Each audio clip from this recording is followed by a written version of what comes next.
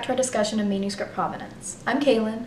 And I'm Courtney, and in the second part, we are going to be discussing modern provenance, which, for our purposes, reaches back to about 1700. Let's begin by recounting some of the evidence we'll look for in establishing a modern provenance. There are, for example, inscriptions, book plates, shelf marks, accession records, price codes and other annotations, and also auction and sales records, which can be found in many types of catalogs.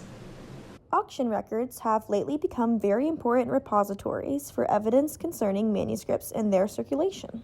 This manuscript, which is owned by the University of South Carolina, was purchased from a dealer in 2015. We learned from the source that our manuscript came from the Haverhill Public Library in Massachusetts. There's no indication in the manuscript of this, but we can find proof of it in the census of medieval and Renaissance manuscripts in the United States and Canada. The primary volumes were published in 1935 and 1937, but a supplement was printed in 1962. In this supplement, we can look up the Haverhill Public Library in Massachusetts, and we find the record of this very manuscript. It says, Albertus Magnus Compendium Theologicae Veritatis. Except for the erroneous authorship, all the details match our manuscript book. If we read further on, however, we find information that is not recorded in our manuscript. The book was presented in 1917 from the library of J.J. Marsh through the estate of Elizabeth C. Ames of Haverhill. At the present time, this is as far back as we can trace the history of our manuscript. With some further digging, we might find out more about J.J. Marsh, a prominent resident of Haverhill, and about his heir, Elizabeth Ames. It's very unusual for a text manuscript of this type to have come to the United States in the 19th century, like this one apparently did. Next, we're going to take a look at a Breslauer Cistercian miscellany, which the University of South Carolina purchased in London from a sale at Sotheby's in 2007. This manuscript serves as an illustration of how family crest can assist in determining provenance.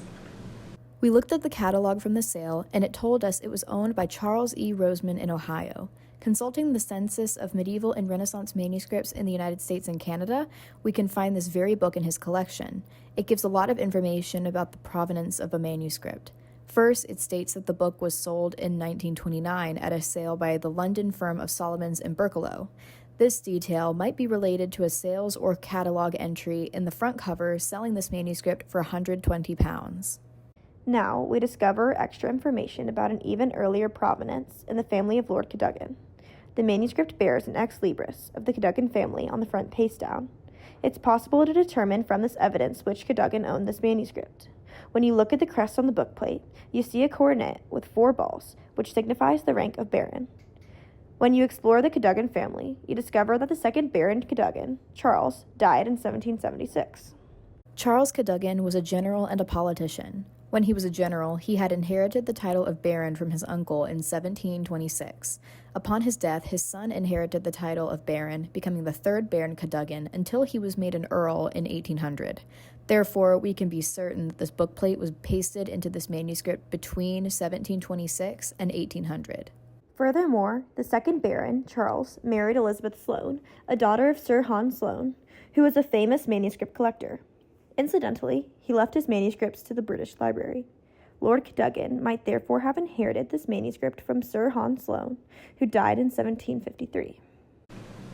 Now that we've looked at how manuscripts can be traced using evidence from family lines and inheritances, let's take a look at how ownership inscriptions from institutions such as schools can assist in determining provenance. To do this, we'll be consulting the University of South Carolina's Breslauer Bible. This Bible manuscript was acquired by the University of South Carolina in 2010 at an auction at Christie's with the assistance of the Bernard Breslauer Foundation in New York. The auction information tells us that it was deaccessioned by a school on the Isle of Man known as King William's College. Inside the manuscript, we can find an ownership stamp and an inscription, King William's College Library, presented by Bishop Short, 1845. Thomas Fowler Short was the bishop of the Isle of Man in Sodor. There was a disastrous fire at the college that destroyed much of their library collections and the binding dates from this time.